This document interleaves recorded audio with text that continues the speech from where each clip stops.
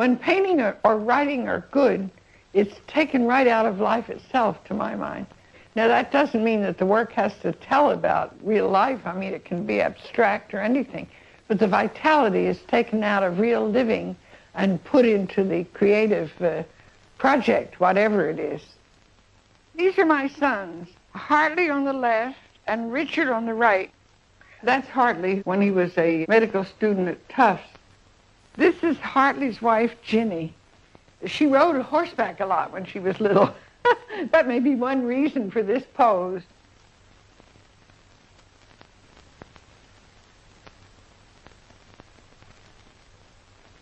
You know, chairs became famous in Alice's paintings. This is the chair Hartley was painted in. It's at the National Gallery. He has his hands up above his head. Things have changed. This hallway, when Alice was alive, was stacked with her oil paintings. This is Alice's room.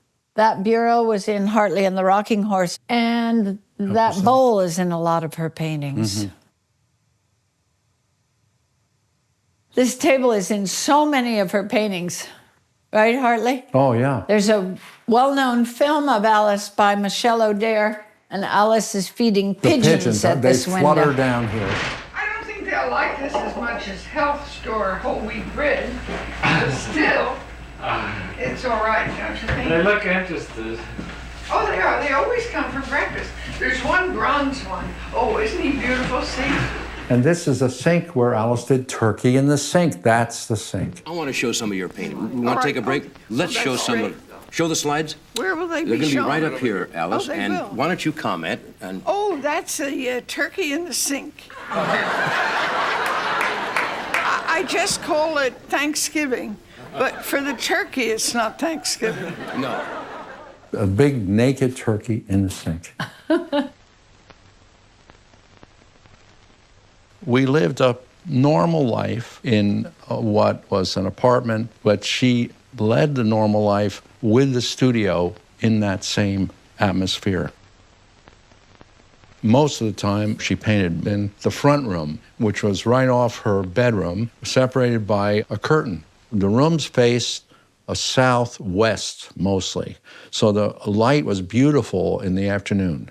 In order to get to one end of the apartment, you had to walk all the way through about probably 100 feet to the other end. Then you walked into our bedroom. We had a small bed that Richard and I slept in when we were kids. When Alice had a party, everybody would have to pass to our bedroom.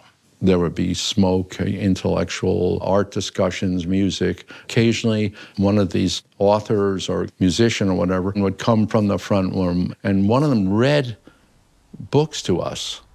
You know, Hans Christian Andersen.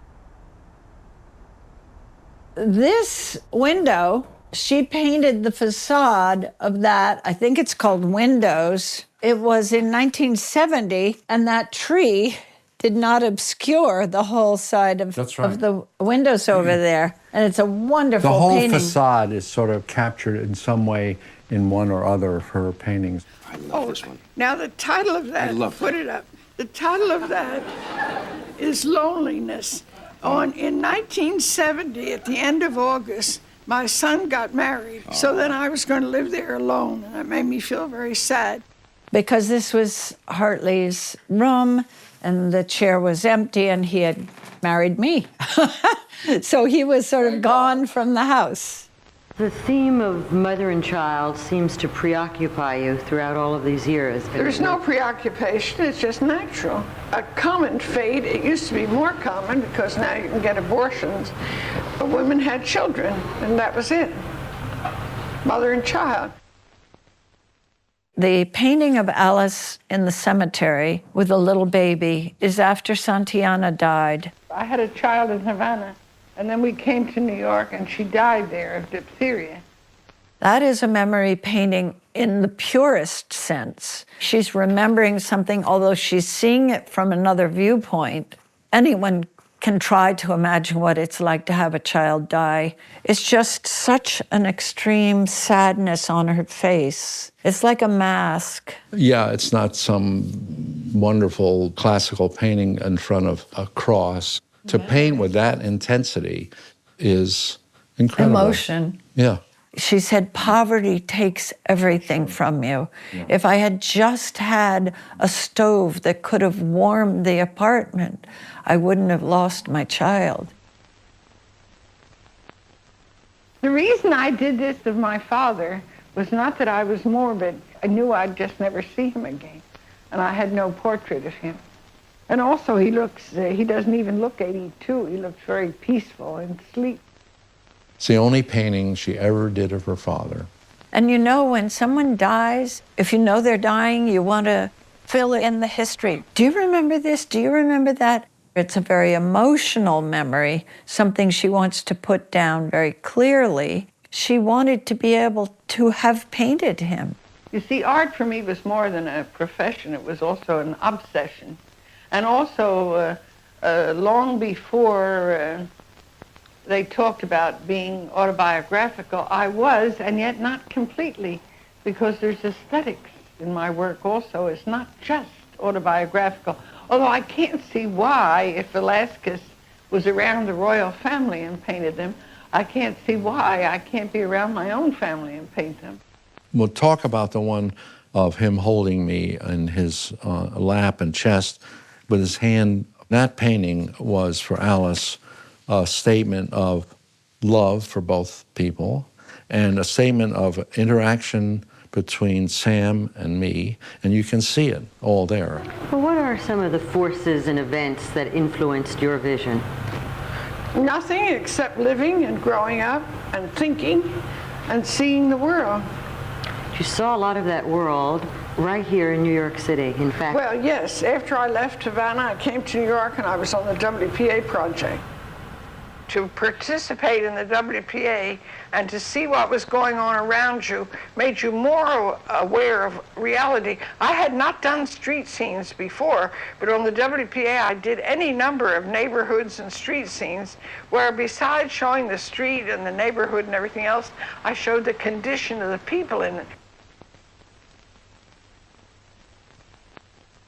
There's something about her street scenes that are so amazing. There's coal being dumped out and maybe an iceman. The under Brooklyn Bridge is a great example. And exactly, yeah. This with the people, you know, coming home that have had a horrible day working. The WPA would pay you to do street scenes, to document New York. Yeah. And they turned down the fish market. The WPA said, no, we don't want that one. There's too much blood in it. Yeah, we don't like it.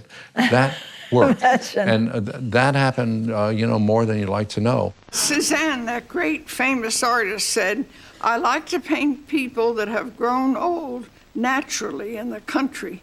And I could say I like to paint people that have been ruined by the rat race in New York City. So many of us are damaged. No. Aren't we? She was never just interested in one level. All people were interesting to her. She believed in people loving each other and people being good. We would ride on the bus and these people would be talking. But in those days, you held on to things.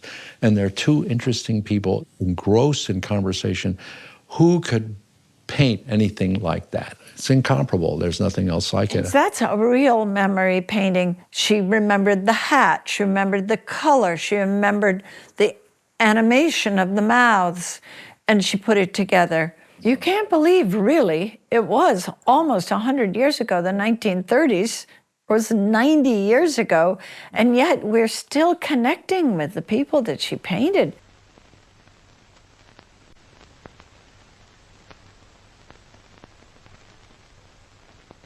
She didn't judge people. If she were going to paint you, she'd paint you just as you are, right there. She wouldn't have some idea, well, you know, maybe she wants to be this or wants to be that. You got painted in what you were. When you came in, that's what you were.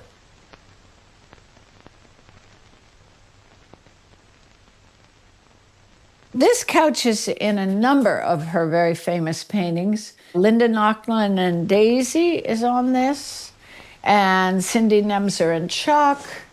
This chair is the chair that Margaret Evans is sitting on when she's up for the pregnant yeah, nude. Pregnant nude. She's holding the sides to keep herself steady. Yeah, it's so wonderful an image that is.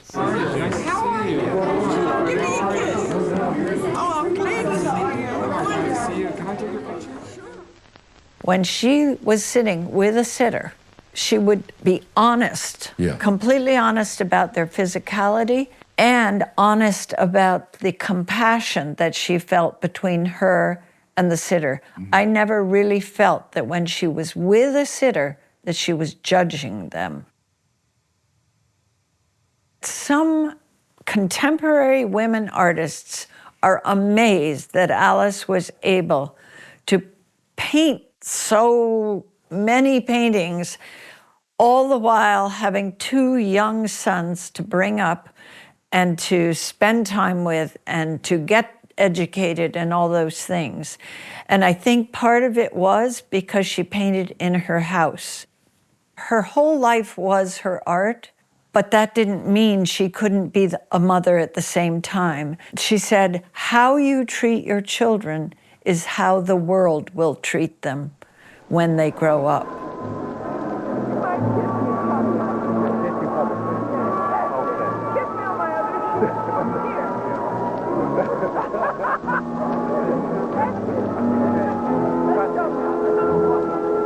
Okay.